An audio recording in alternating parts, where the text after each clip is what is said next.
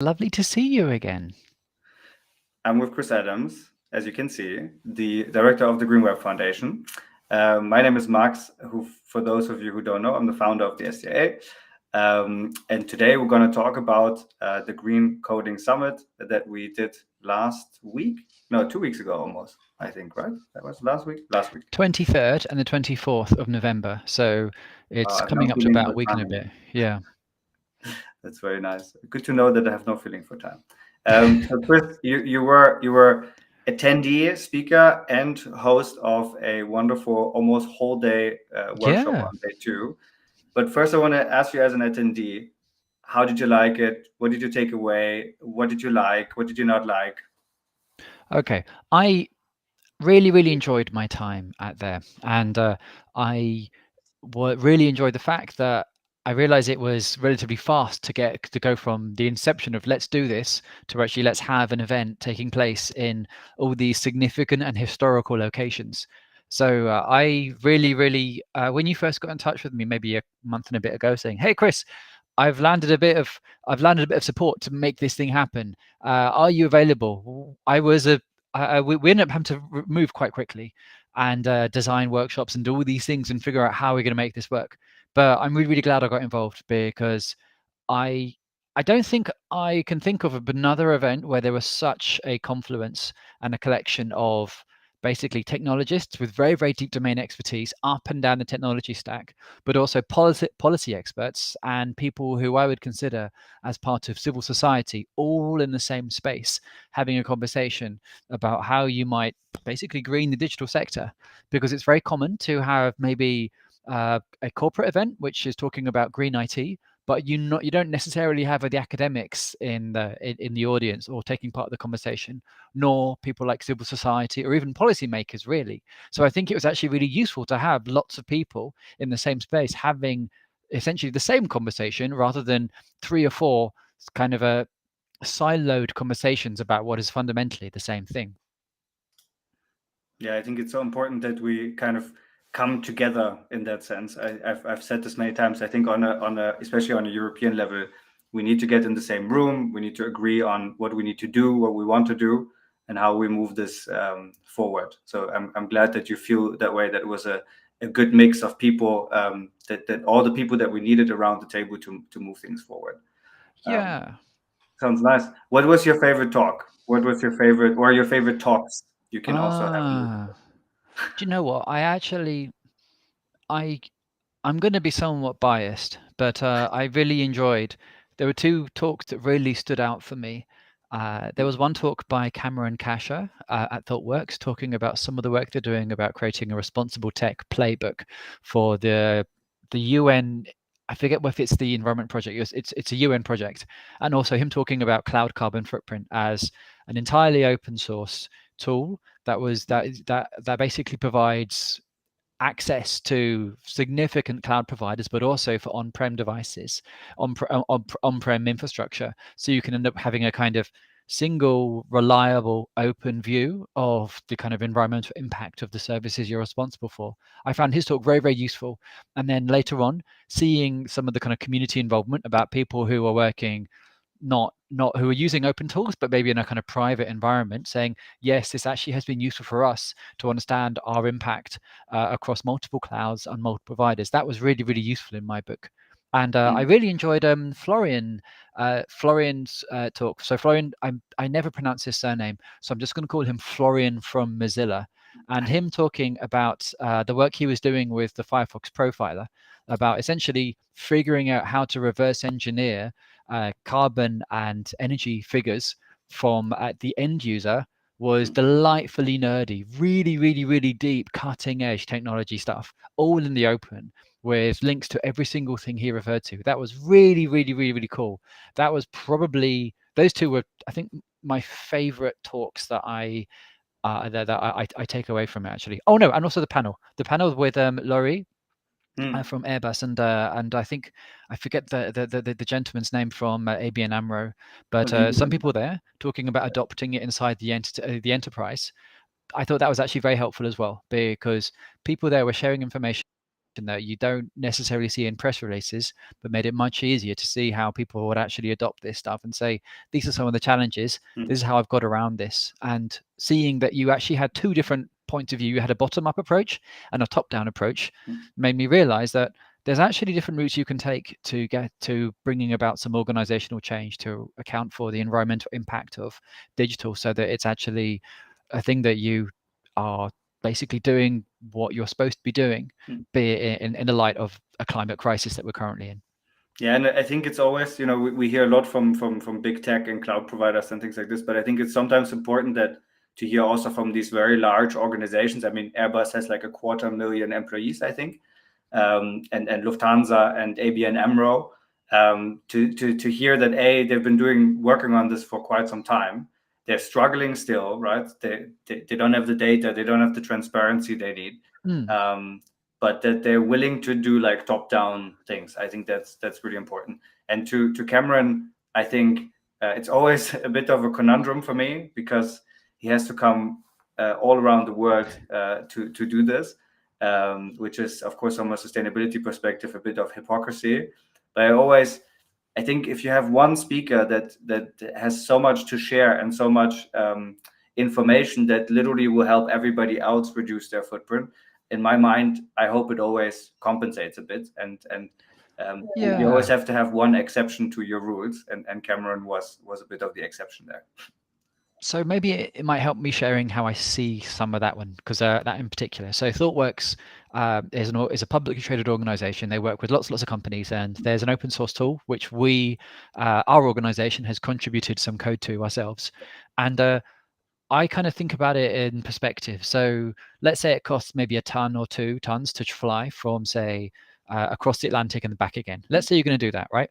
Now, when he was talking about some of the organizations who are using these tools, and when, say, I mean, you mentioned ABN AMRO, right, as one of the banks, like they're the 3rd largest bank in the Netherlands. And in a panel, they said, when we measured our kind of carbon emissions for across our entire organization, ICT was around 40% of that. So 40% of the 3rd largest bank in the Netherlands, which is already a significant economy, that's going to be tens of thousands, if not hundreds of thousands, of tons of CO2 here. And I know that they are one of the organizations who do use these open source tools to get that visibility into what they're doing. So I think that if you're going to do that, and you're able to, if something that maybe comes out of that is a deeper collaboration, so that we as a kind of sector have a better idea of what the environmental impact of this stuff actually might be, and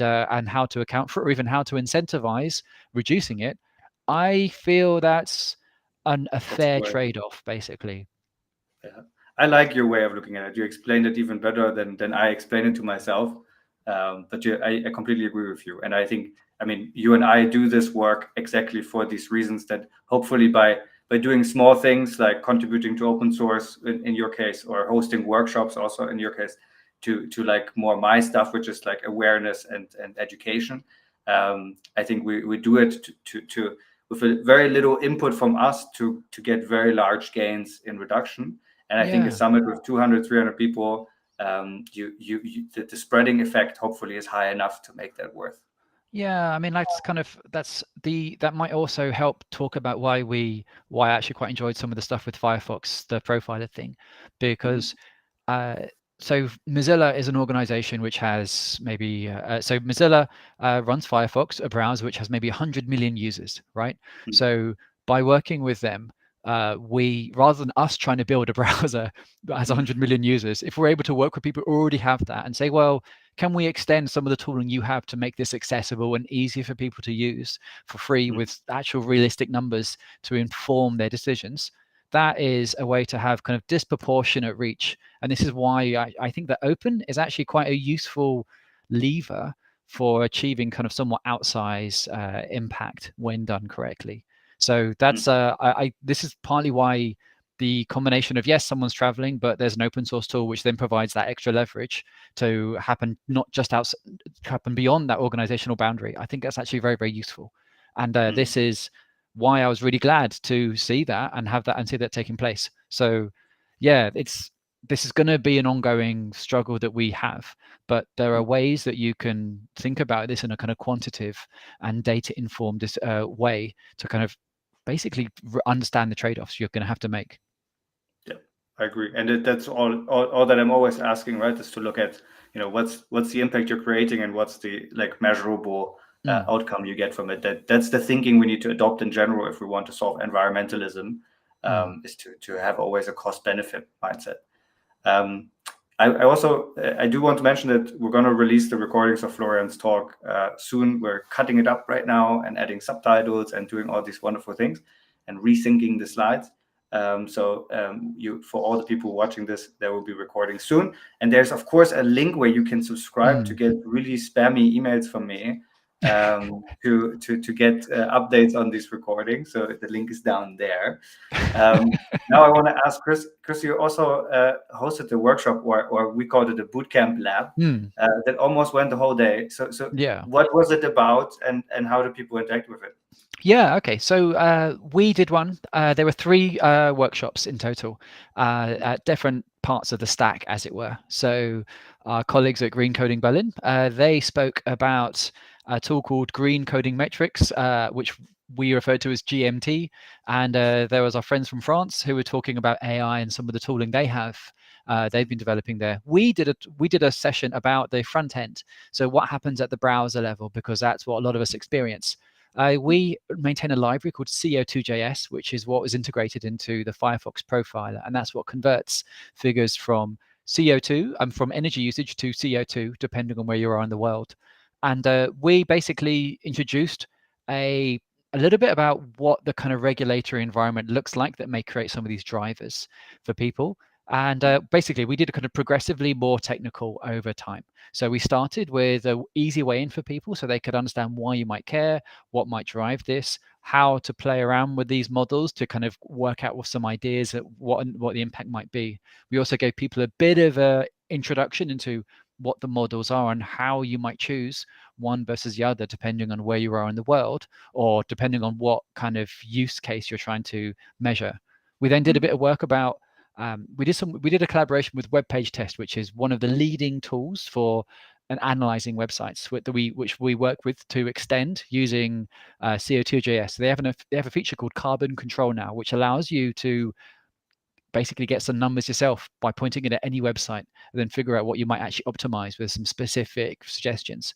Then we finished with a deep dive into how to use the Firefox profiler, because for people who have the knowledge or the kind of inclination, that provides you extremely detailed information about maybe one flashing element on a page or one video, how that can actually impact your system that you're using right now. So we had a bunch of that, and we were lucky enough to have domain experts from actually Mozilla come through. So we were talking about this. We showed someone how to do something. Someone said, "Oh wow, that's really, really cool. Is there a way to automate that?" And we said, "We don't know right now, but here's an open issue where people have asked this." And then we had people who were from Mozilla basically say, "Oh yeah, we can fix that." And then by the following week, this is now a thing which is doable using some of the tools like this. So I really enjoyed it. It was pretty awesome to see people use open source in a way to move that quickly, but also to provide a nice way in for people to actually understand, yes, websites can have some kind of environmental impact because they're using energy, but also, yeah, this is how far the rabbit hole can go if you want, but you don't need to go. This is just moving at this part is a good way to start your journey. That's incredible that immediately led to an issue, to be honest. Yeah. I love this kind of, it was, do you remember the first time we did a hackathon? I think everybody ended up sitting next to Florian when he first had the profile until like, I think 9 p.m. or so. And I think it's really nice to see this collaborative vibe, it's just nice to solve problems together. And I think being in a room together is still sometimes, maybe the better experience for that. This was really helpful because, yeah, exactly. Being able to say, find the person who asked the question and then basically say, "Oh, why don't you two sit together?" So we sat down together and looked at some of this.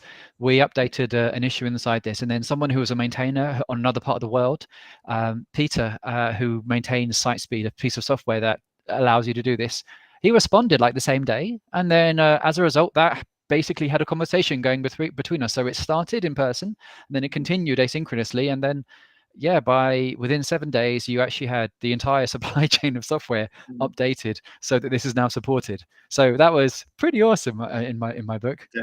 In terms of what we just talked about, right? In pure impact, Yeah. that speed, those results alone are worth every effort that we make, right? Because I think I love the way, especially you at the Green Web Foundation, you're continuously pushing into these existing tools, right? Like, I mean, I built websites before. I know web page speed analysis. I know the profiler and things like this. And I think it's so important to meet the developer where they are and not to try to make them come to you because they're busy. I think Max Körbacher on one of the panels, he used the term that I really liked, is cognitive load. Developers already have a lot of cognitive load, and I love when we can just make it the default, as the behavior scientists say, make it the default choice to look at carbon or to look at environmental impact or look at energy consumption, and just make it omnipresent. Then it will always be considered, right? Or Yeah. it will be more often considered. I agree. This was, I mean, to the extent this actually influences some of our theory of change where we work as a non-profit in this space. There's a guy called James Governor who used to run a conference called oh god, it's that he would run every January and February, and I remember him doing one conference where the entire theme of the conference was about packaging up an idea so that someone who is a developer or someone who's technically inclined is able to kind of figure out how to incorporate into their workflow quickly so they can see some value from doing this. And so they were able to basically get this shared more widely, basically. That's exactly Monkey Gras is the name of the conference. Monkey Gras, James Governor, packaging. That was the conference, and that was the concept that the theme that really taught me this. And this is our approach, because rather than ask someone to do something totally new, there are people who are naturally inclined to be like to move to who are already being responsible technologists in other domains that would like to apply that to this one as well. And tapping into that seems to be a very well, so far it's actually been quite helpful way for us to kind of increase the reach that we would otherwise have, given that we're relatively small compared to an organization the size of ABN AMRO or Mozilla or any of these other companies. Yeah, I think especially the impact of an organization the scale of Mozilla, it always blows my mind how many people are using Firefox, including myself. The scale of things we often forget. So I promised 15 minutes. We're now at 17 minutes. So I'm going to ask you one last question just to make you smile. What's the story of the sweater? Oh, the sweater. This was a present from my sister. I like the game Street Fighter 2, and this is a Christmas sweater which has Guile and Cammy. And instead of saying ho ho ho, you can see it's KO KO KO KO. That's the story behind this sweater. It's snowy AF in Berlin right now, so anything to keep us warm is a good thing. So that's the story behind the sweater. And hi B, that's my sister's name. I'm so glad I asked, actually. Thank you, Chris, for joining me. We'll put your name here again. Check Chris out. Follow him on LinkedIn. Do all these crazy things. If you want to have updates from the event, click that link or type in that link to get spammy emails from Max. And again, don't forget to follow Chris. And thank you for joining us. The recording will automatically be live of this on all the channels. And if you have any questions or you want to follow up with us, I think Chris and I are more than happy to answer all the incoming messages that we usually do. Cool. Thank you. Always a pleasure, Max. Take care, mate.